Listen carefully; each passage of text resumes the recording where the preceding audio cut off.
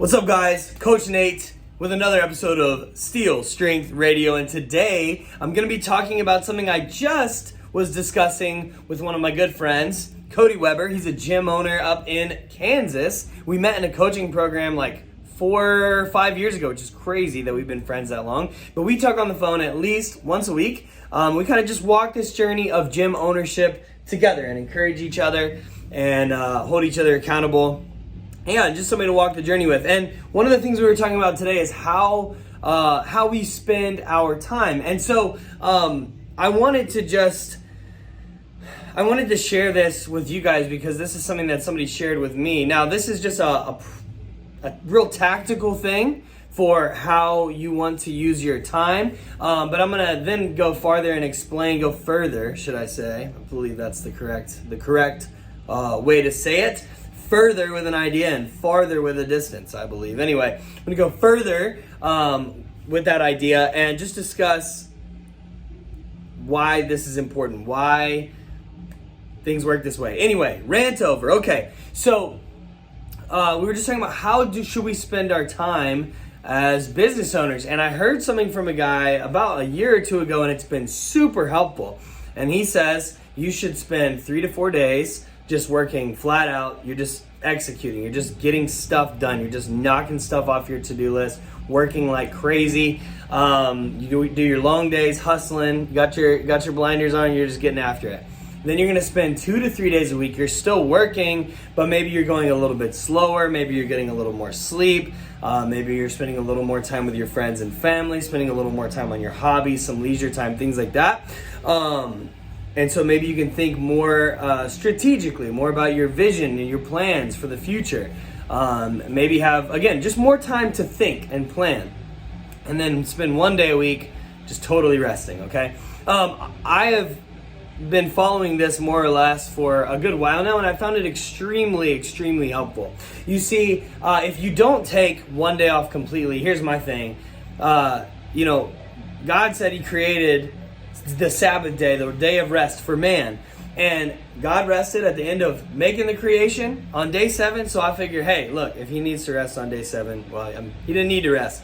Story for another day. But if He chose to rest on day 7, then I certainly can rest on day 7. So resting is super important. We need, I think, at least 1 day off. I remember years ago, maybe 10 years ago, I was working and I had several jobs, and I ended up working 7 days a week. Now I was maybe only putting in 50 to 60 hours a week. And I was a young guy, no kids, no wife, and so I had lots of energy. So the workload itself wasn't a problem, but there was something so draining about never having a single day off. So I do think taking 1 day to completely rest is very beneficial. The other thing that I've found is if I spend too much time in a leisurely state where maybe I'm sleeping in and I'm spending lots of time with friends and family, and it's good. Those things fill me up. They bring me joy. I maybe have more time to think and plan, and that's good. But I'm not executing. I'm not doing as much work as I should be doing, as I need to do to hit my goals.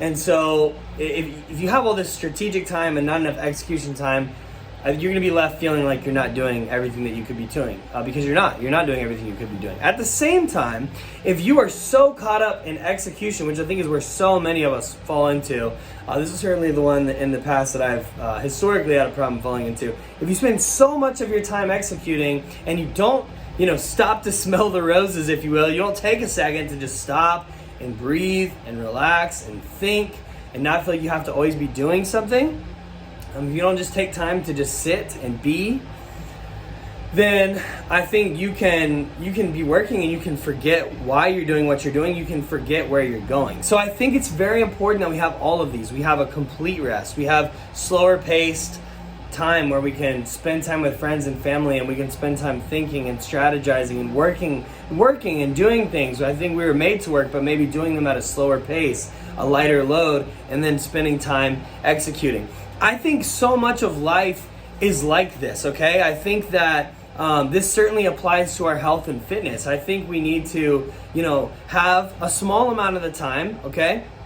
A small amount of time where you just say, hey, I'm not going to worry about following the plan. I'm just going to rest and relax. That doesn't mean you're going to go crazy, but it just means, hey, I'm just I'm gonna relax. I'm gonna not worry about, again, hitting all my targets perfectly. And then maybe spend some days where maybe you're not training as hard. You're just going for a walk. You're going for a nice casual bike ride with some friends. You spend some time outside.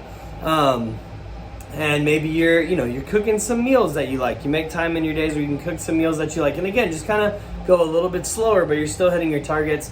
And then you've got your days where you're getting after it. You're doing your heavy workouts. You're doing your heavy lifting. You're training hard. Maybe you're going for a jog. You're doing some more intense cardio. Doing some sprints. You just meal prep for the week. You got all your meals laid out for the next several days. Whatever it is. But I think it's important that we alternate between these periods of intense effort where you're just producing, you're just making things happen, and complete rest, and then also working in the middle of that. And I think this can be true in terms of our days.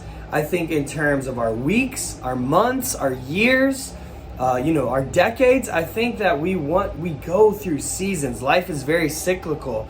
And this is another thing I was talking about with Shelby recently, with my amazing wife, for those that don't know. Y'all probably know though, because I talk about her all the time, is that I think so many of us, we're so mechanical. We're just so laser focused on just you just got to follow the process and do it. And I think it's better to ride the waves. You're going to have seasons where you need to go a little bit slower. You're actually going to have some seasons where you regress some. And then you're going to have seasons where it's the gold is there. Go dig. Go get it. All right. It's just the harvest is there. Go pick the fruit. Make it happen. And so I think you have to ride the waves, if you will. Go with the cycles. Figure out where you're at. And I think that you'll find you're much more effective if you're not forcing yourself, to always be in that production mode.